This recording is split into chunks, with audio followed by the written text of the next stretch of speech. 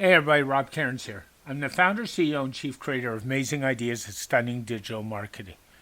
Thanks for joining us today for this podcast. This week's podcast is episode 100. When I started this project, and I've said this on Facebook over the week, I wasn't sure how far this would go.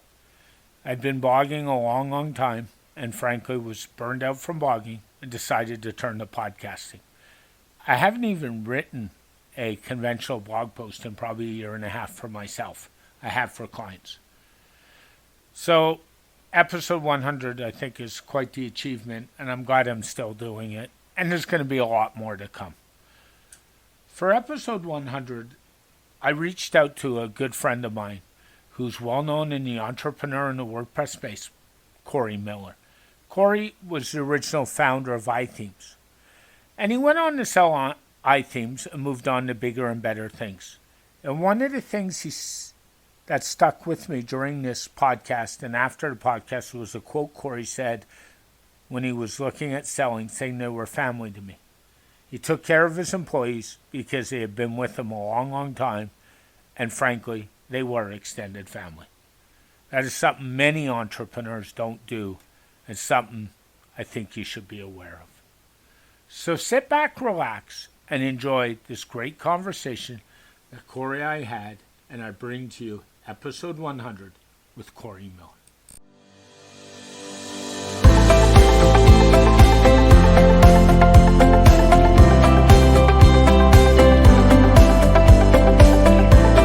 Hey all, Rob Cairns here. I'm here with somebody who's well known in the entrepreneur circle and the WordPress space.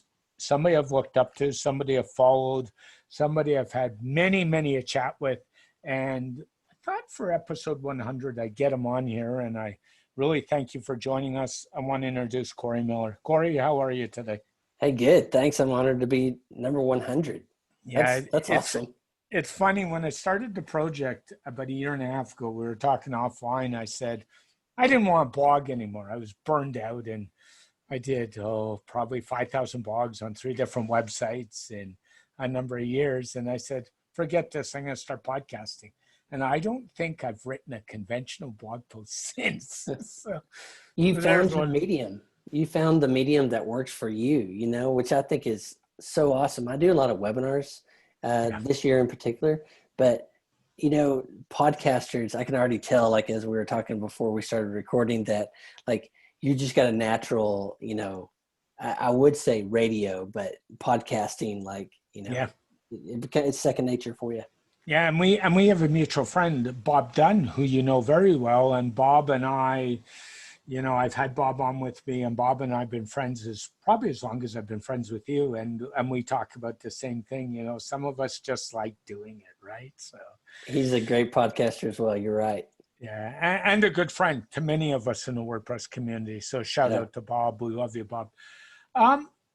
You've been through like this entrepreneurship journey, and you were the founder of iThemes, where a lot of us know you, where I first met you. And I wanted to find out, why did you start iThemes? How did that come about, and why did that happen? So it goes back to real quick, not the whole history of Cory kind of thing, but growing up, my 2 grandfathers were both entrepreneurs. Now, neither of them would have said we're entrepreneurs. Yeah. One had a motorcycle business franchise, Honda and Yamaha, and then the other had a bait and minnow business, like for fishing, wholesale bait business. And so I watched them, and all of my aunts and uncles on both sides, including my parents, were employed by those 2 businesses. And I was like, this is pretty cool. Fast forward all the way back to like 2006. I wanted to start a blog in my profession at that time.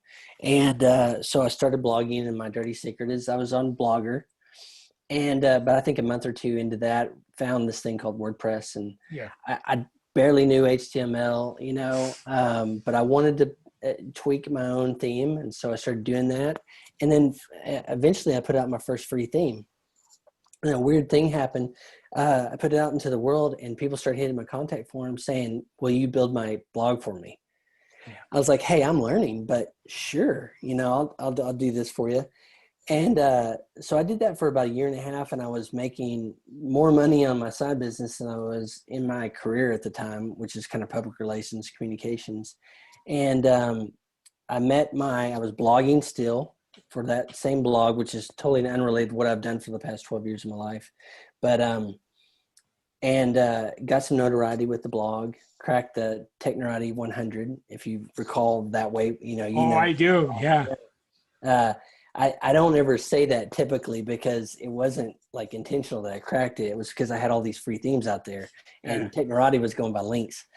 But long story short, met my partners, pitched them what would become iThemes, in January 1st, 2008, started iThemes. And, back then it was just, hey, I want to punch the ticket on this thing called entrepreneurship. And I don't even know if I called it entrepreneurship back then. It was probably just start a business and live this life that work from home, be able to put products and services out into the world and people buy them. And, so that first year it was real quickly, we grew organically and pretty fast and started building a team. And I just rode the roller coaster of entrepreneurship for that next 10 plus years with iThemes. It's funny because I at one time, I don't anymore, I had the entire Plugin Buddy suite. That's old school. Yes. Yeah, it's old school. I'm still a Backup Buddy user to some degree to this day. And I'm certainly, iThemes bought a security product in your day, which became iThemes Security. And that is one of my 2 security plugins in my security stack. So I'm still, and I have a good friend of mine who's still using the iTheme Builder, believe it or not, and the themes are put out to this day. So I believe it's still running iThemes.com, and up until like a year ago, still running my personal site too. And Builder's an awesome product, but you give me nostalgic here thinking back about all those products. Yeah, I remember when Backup Buddy, when you guys actually put it out, and then how it evolved and how it's become the product. And really, when you think about it, iThemes Security and Backup Buddy became the 2 core products of iThemes at the time, right? Yeah, absolutely. Backup Buddy was our home run, for a lot of years, and helped us fund the awesome products that you're talking about too now. And I still, every time somebody says about iThemes, I always am very proud because most of my team is still there. Matt Dinner's still running the show. Kristen Wright's there. AJ, your friend of mine, AJ Morris is still. Oh, AJ and I go back to the days of Headway Themes. I mean, AJ's a good friend. AJ and I have been at conferences tomorrow, and it was funny. I was talking to him on Facebook today, and I said, "Oh, you and I were talking." And he said, "Oh, that would be a good conversation." So. Oh yeah, AJ goes way back. He's been around WordPress sphere for sure. Yeah, he's a smart cookie. So you went through the iThemes journey, and then one day you got up, and I don't know how it became about. You decided to sell it. Why did that come about? Yeah, I never intended to sell. Early on, people would ask me, "What's your exit strategy?" And I was like, "What do you mean?" I mean, I found finally the best job I've ever had with the people I love, care about. Most of those people were at the hospital when our first child was born, holding our child. So like they're family to me. And why would I ever want to exit that? But reality, what happened that set in now is, just it got extremely competitive in WordPress. And I started saying, we were a bootstrapped company, and we did some things that really took off, and then we did a lot of things that they failed, over the years. But I know my batting average, and it's just like baseball. It was low, 1 out of every 4 or 5 ideas you have might take off. And I was like, man, there was just too much at stake. We had 25, I think, people on the team.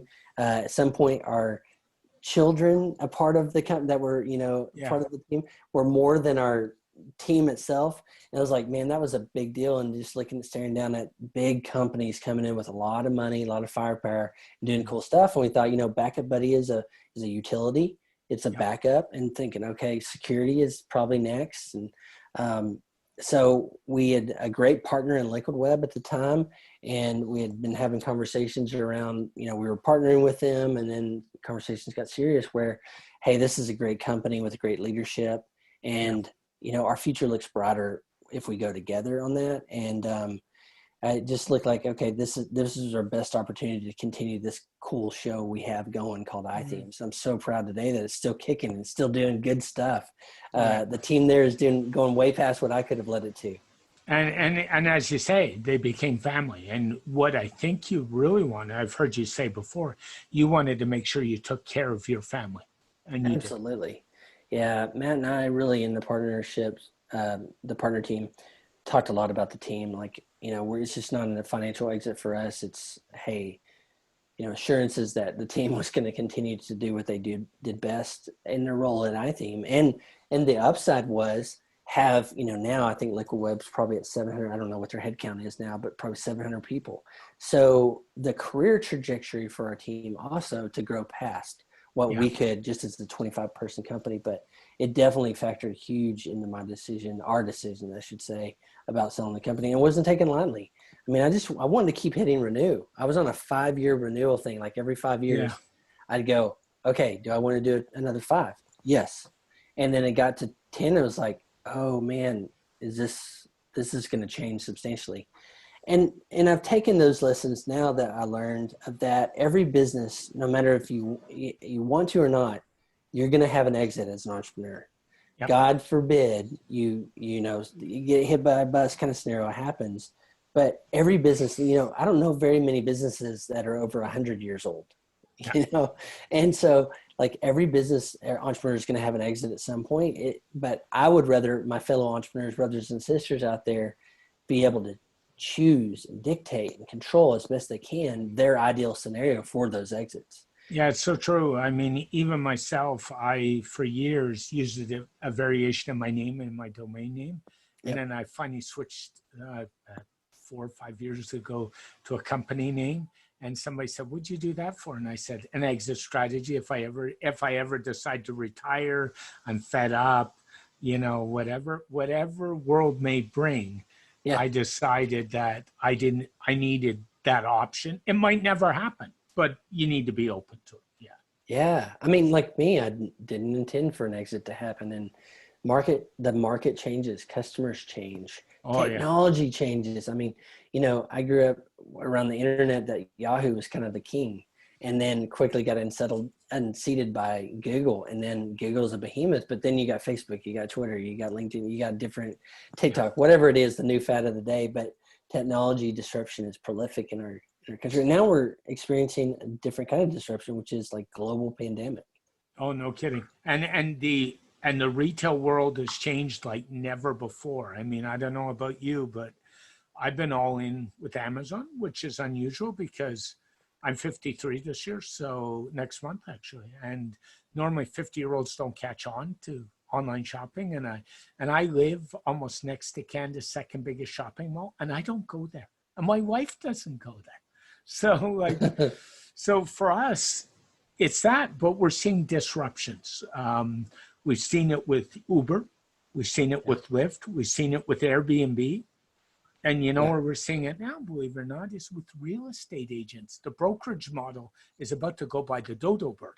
Mm-hmm. And I've got family. I mean, my aunt ran one of the most successful businesses outside of Detroit, Michigan for 40 years. My mom's been in the business for 40 years, and they keep saying it's changing. And they were all looking at me like 2 years ago saying it will never change. And now they're all looking at me like, I don't like this. So. It's that fact of life change, and COVID, particularly in 2020 now, has really shed a light on that. Like it's forced a lot of major institutions and also just life on earth to change and have to catch up. I mean, I think about the legal system, trying to still operate and, get things proceeding. And they're jumping on Zoom calls to do hearings. Like it's incredible. Yeah. And, you asked me at the first about it like this year. And I think, crisis, particularly in business, can be such a catalyst for good, positive change. And my mantra is never waste a good crisis. Like there's opportunities. And I see this cascading throughout our society, no matter where you live, and going, this is great. Like, broadband internet should reach every person on earth. Yeah. Should have access. I had the best March and April I've ever had, Cory. in the midst of all awesome. this. And then I've got companies are pivoting, they're making changes, they're embracing the digital world. I mean, the world's a tough place right now. We've got crisis. We've got, certainly in the U.S. and now in Canada, we got political problems. I hate to say it. Yeah. And we've also got this whole Black Lives Matter for change and protests going on everywhere. So North America is in crisis right now, no question. And to carry that one more, the guy that has succeeded the best of any entrepreneur in crisis is that little guy who owns a company called Amazon, Mr. Bezos. Yeah. Amazon seems to thrive and run around building their business in times of crisis. Yeah, they leverage it. I mean, I think if you look at it like positive change in a catalytic moment, then you can take advantage, not in a malicious way, right, of people, but take advantage of the opportunity that change, causes. And we're seeing it ripple through education, work. I mean, work from home, remote work like we've done is no stranger to the tech community, but like the rest of the world just kind of waking up to it. And I really want some of those positive changes to last. Like if we look at it in software terms, I think the world should get an upgrade on some key aspects of life. Like the legal system too often is just slow. Yeah. Government is slow because it's political top heavy. Healthcare is really slow. And then you take education, and you've got a couple young kids, so you'll understand this. And I've got friends, and I'm working with one of the boards right now in the Toronto area. Google Classroom. Who would have ever thought? Are your kids using Google Classroom, Cory? Yes. Definitely. Yes. Their school is all virtual right now, and they're using Google Meet and Google Classroom probably as I'm talking right now. Yeah. And it's funny, I'll share with you a hack just of an interest point of view. Google Classroom is a great way to manage clients and put all your client stuff in one place. Interesting. I'm actually doing that. We can talk about that. I'm doing that with my clients where I set them up in a Google Classroom and said, here's all your resources. Yeah. That's super cool. I'll have to take a look at that because, I logged in just because the kids, I use Google's suite of products. So do I. For business. I don't use Google Meet, but Google Meet has come a long way. And they're making more changes. They're adding virtual backgrounds. They're adding more Zoom-like features. They say by October. And they're also integrating GChat into Google Meet, into G Suite, which will give Google a Slack competitor. So I love it. I'm not a Slack fan, I have to tell you. So I love it. It's amazing how much of my world, you talked about Amazon, but Google, how much of my world is intertwined with Google. No question. So I'm all for it. That's the cascade. That's the ripple effect of some of the negative I think most of our culture is looking on the negative, and it's there, no doubt. But there's so much positive for humankind to advance. And I'm excited for that side of it. Yeah. And one thing I love about talking to you, whether it's a Facebook chat or a tweet or something in one of the groups that you run, is you always take that positive outlook. And I think it's better for the head, isn't it? Absolutely. And also being positive publicly is really good for myself. It's a good reminder, like, hey, if the entire world saying the sky's falling, it probably behooves us to have some people that say, but it might be falling right here, but over there is blue skies. Yeah, so true. So I'm gonna go on to a topic as somebody who ran a company that published themes, and a real tough one we just went through in the WordPress community, and that was this mess with Astra. The Astra mess. Do you have any feel, without stepping on any toes or getting in any of that, do you have any feelings on how this should have been handled, or what was done or not done, or would you just rather stay away from it? It poses, WordPress is like most families, and that's a big freaking mess, but by and large, this great worldwide community produces amazing software and good work in the world. And I think it's probably just a symbolism of like this happy mess that we have just kind of works somehow, but what I do like is that it's a topic of conversation. Part of being of any kind of community is participating in what's going on, Oh, yeah. And, you know, if anything, I think it's good that more and more people are attuned to it and staying close to it. You're saying about the WordPress community, we kind of talking about change and everything else, and you said the conversation's been really great, which has kind of helped. So I just think we need to get to some point of transparency. Like, let's make the rules consistent for everybody. Let's make the conversations consistent for everybody. Absolutely. I don't even want to weigh in on what happened and what should have been done or not been done. I think the key is we just need to be having those conversations. I agree with you. You know, like you said, transparency and how decisions are being made, and more people that say, hey, I'm affected by this. Yeah. You know, early in my days at iThemes in particular, like we were very affected by it. You know, iThemes still has a plugin that has, you know, I think over 1 million installs right now. So, I mean, this issue is paramount to a lot of people that not just, you know, make the plugins and derive their living from it, but the users. So I didn't see in depth about how that affected, you know, users that have Astra. In fact, I think I have Astra on a couple of sites. So they have ripple effects. And it just goes to show you, like, I think more and more people being aware of it, because this is great, amazing software. It's changed my life. So thankful for those that put it into the world, continue making it better and better.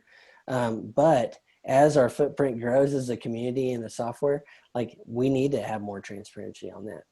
No question. I mean, when I started with WordPress, I don't know if you know, but my background was in healthcare. I was a project leader at one of Toronto's biggest hospitals. I was there for 22 years.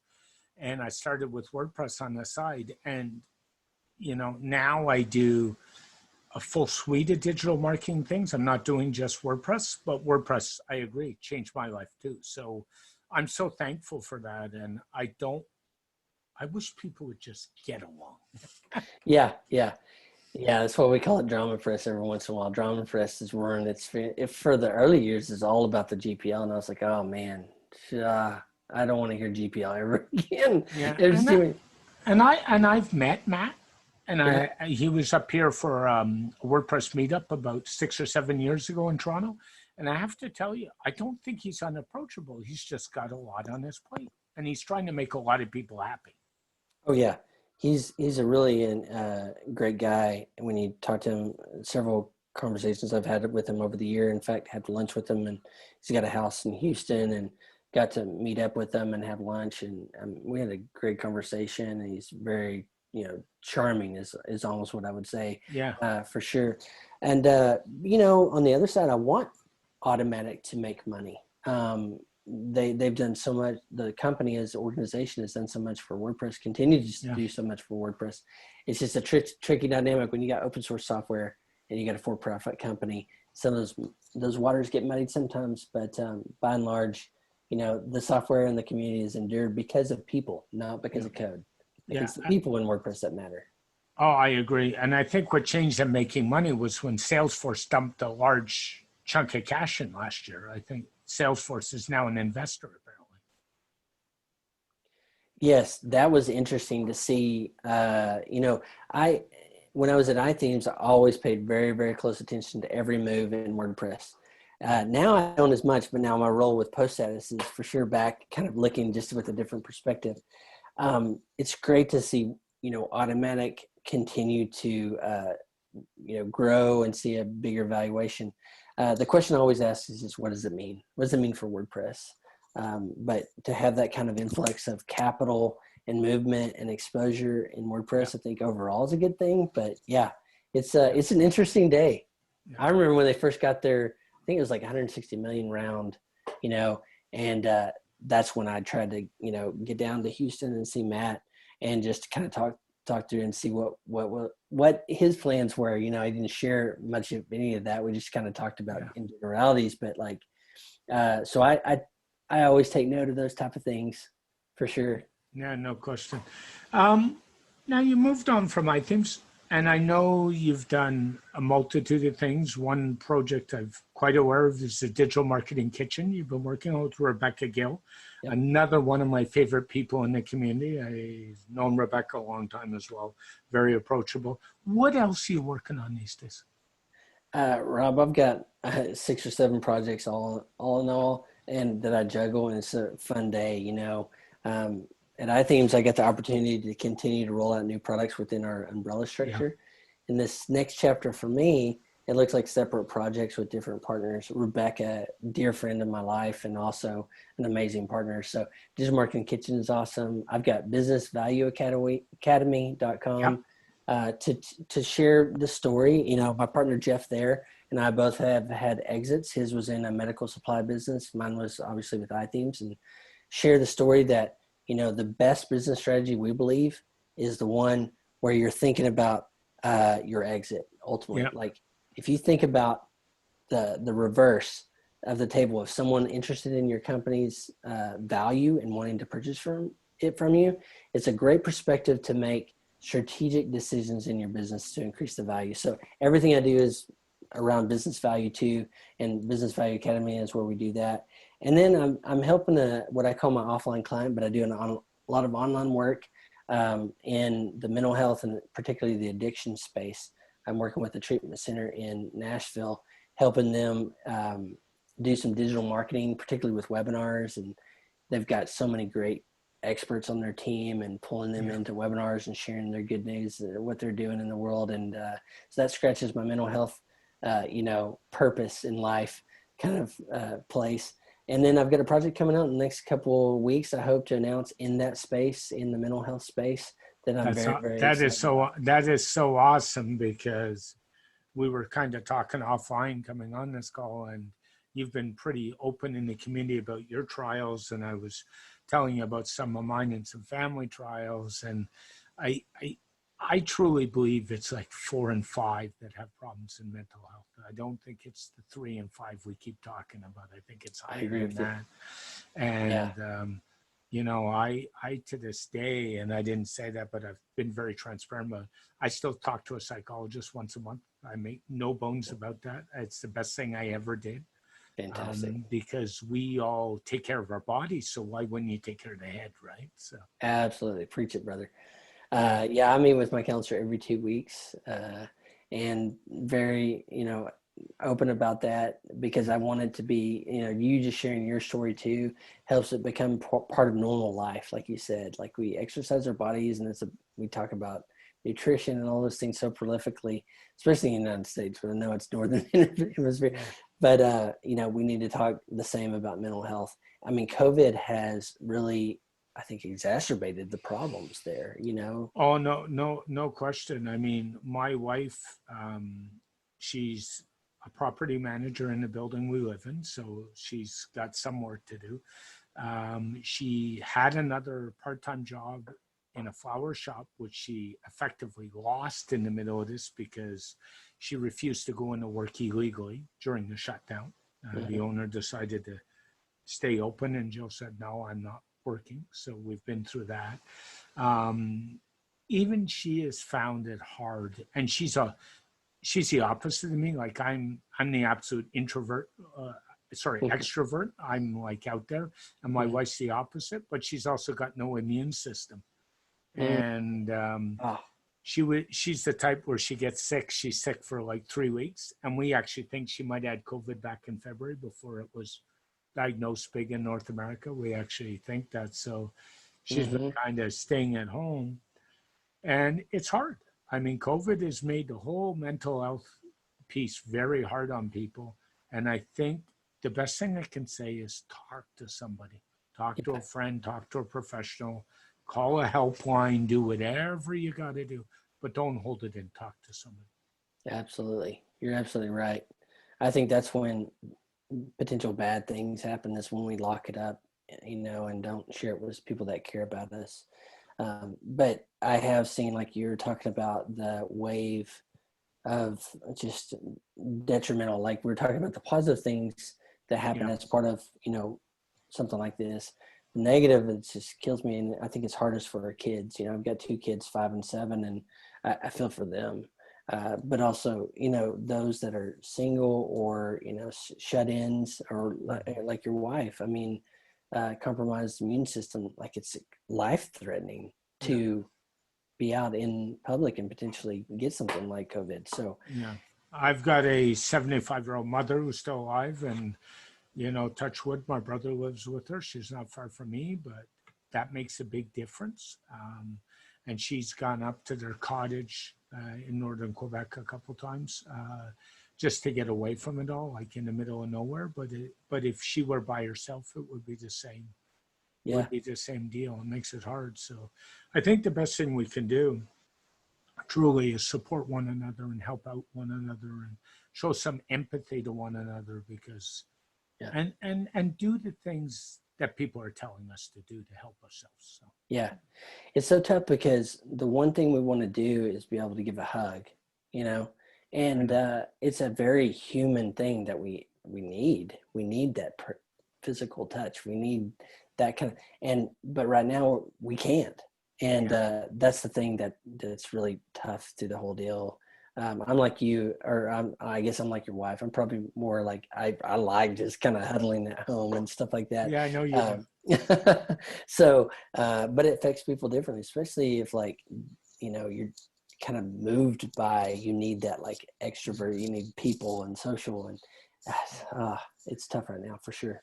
And to kind of shift gears before we wrap up, your wife announced a new product today, which I saw on a Facebook post, and you're really proud of her. Do you want to talk a little bit about that and give your wife a little play? Yeah, thanks for asking about it and mentioning it. And so Lindsay is my wife, and she just rolled out contentjourney.com to provide, you talked about blogging, and, now you're doing podcasting, and it's tough to write. I mean, I spent since I was about 16 years old writing, but at iThemes, we had built a team, and I was more directing work than doing a lot of the work, and I got out of the rhythm. And so creating content is tough, especially for businesses. So Content Journey is to help businesses create that consistent, good search engine optimized content. And I'm pumped for her. She's been working on it for months now. It's been on her heart and brain for years, but I'm excited for her to finally be able to launch that. Yeah, that's awesome for Lindsay. You must be so proud of her. Yeah. So the thing we laugh about in the family is I'm her temporary COO. And by the way, I add the temporary part. Like I'm just helping her, think through her scaling of her systems and hiring team members and all that. And she is such a prolific entrepreneur. I'm so glad that the world now gets to see Lindsay on her own, doing her thing, and how prolific of an entrepreneur she is. And that's a tough space, and you and I both have a mutual friend who's really big in that space, and that's Kim Doyle, right? Kim. We both know Kim very well, and so you should get Lindsay and Kim together, actually. Yeah, we met her last year in Orlando for the Recurring Revenue Summit and retreat, I think. Kim is one of those people, she is phenomenally talented. But Kim is one of those people I should put on my calendar. Like, I need some Kim time to just talk to Kim. She revs you up, gets you encouraged. She has so many ideas, but her energy and encouragement is incredible. She's such an amazing person. Yeah, and to me, an amazing friend, and you'll get that too. Yeah. I think before you had said, it's funny, before you had appeared on Kim's podcast or vice versa, you and Kim had, before Orlando, had never had a conversation. Right? No, we knew. Like you and I, we've known each other for 12, 14 years and never had a conversation. It's crazy, isn't it? That's the WordPress world for sure. Yeah, just like you, like Kim, we got to meet, and I was like, I don't know how we haven't had any conversation over the years, and quickly become fast friends. And I know she's moved up to Idaho now, and no kidding. Fun seeing her content creators planner take off with her partner. And so it's, I love making friends, especially like the Kim Doyles and the Robs of the world. Yeah, thank you. So if you had, one last question for you, if you had the ideal world, what would you do next? I'm going to put you on the spot. Professionally? Yeah, professionally. Ideal world. I mean, if I had a magic wand, I'd, mental health is definitely on my heart. Is so many people suffering in silence. Ideal world, I feel like this is going to maybe sound corny, Rob, but I'm doing it right now. I feel like it's been a hard road to get to this place today, but I just love the projects I'm involved in. I feel like I'm more a project entrepreneur than just an entrepreneur. Like I like having a diverse set of things. I like starting things up. I love building teams. I love having teams that are just, you get them in their sweet spot of their strengths and their natural talents and their experiences and expertise, and like letting them run and do things you never thought were possible. So I'm in that today. And like I said, with the treatment center I work with and mental health stuff, I still get asked to talk about. I couldn't be happier today. So I think today is the ideal world for me, as far as what I'm doing, and especially being able to spend some really nice time, sweet time with my family. And personally, is there anything? Gosh, I light up when I've got work that feels fulfilling, that is also profitable. Like my mantra is do good in the world, and you should be able to do well in the world without apology. Do good, do purposeful work, serve people, support people highly, as humans, and you should be rewarded for that. So like personally, like I've got work, I've got these projects that are floating, and now have 2 team members that I'm working with. So actually it's probably more than that, because POTUS status, we have two team members there. So, and then all my partners are a team of interesting, definition that's new to me, but it's as far as working, like they're part of my team and I'm part of their team. So, and then when you come home, you've got a wife and I was going to say 2 kids, but it's kids, 2, right? 2 kids to support you and to spend time with. And that's, you can't buy that. No, and this time's been really good where, I think it's a lot of us are knowing, like when I come to my office on days where we have some childcare, and when I get back home, they're like, we missed you. I'm like, I was gone for 7 hours. And but that's a good feeling. So this time is actually, if there is that positive wave that's come, it's like we've been able to spend some sweet time together and make some memories. And like family's everything. We were saying, before we came on the call, I just celebrated my 3rd wedding anniversary. And 3 years ago, I married somebody I knew for 19 years, if you can believe that. Isn't that awesome? Yeah. So sometimes the best things in life take time and they're worth waiting for. So heck yeah. Yeah. So thanks for your time today, Cory. If somebody wants to get a hold of you, ask you questions, where is the best place these days? You can get on my website, hit my contact form at Cory, Cory Miller.com. On Twitter is another way. Like, usually if somebody replies me, I always talk with them, and my username is Cory Miller 303303. It's a very AOL type username, but that's how you can best get a hold of me. And I mean, my email is Cory@CoryMiller.com, so it's as simple as that. And the username and email haven't changed in years. No. No. Thanks, Cory. Have an amazing day, and thanks for your time. You too. Thanks, Rob. Thanks. Thank you, sir. You bet. Sorry about a very special thank you to Cory Miller for joining me for episode 100. I was truly pleased and honored and privileged to sit down with Cory for an hour. Thank you, Cory. If you want to reach out to Cory, please do. Cory's very approachable and always there for the community, and he'd be glad to help you. As we move on with this podcast, typically the format we're moving to is Tuesday is a short tips and tricks episode where I talk about a topic. And then Saturday, if I have an interview available, we'll be doing that interview. It's not an issue for the next while. Topics coming up will be branding, content creation, content creators planner, live streaming, and LinkedIn, and more. So sit back, relax, and enjoy the ride, because it's going to be a real good one. As people want to know more, go on over my website at stunningdigitalmarketing.com. Scroll down the main page down at the bottom, and you'll find a sign up for a free newsletter. I promise you I'll only send you relevant information in the digital marketing and business world, and I will respect your inbox. Join 9,000 other subscribers to learn how to get the edge on digital marketing. If I can help you in any way, please email me, vip@stunningdigitalmarketing.com, or tweet at me, @RobCairns. You can also find me on all other social platforms. Links to those are on my website.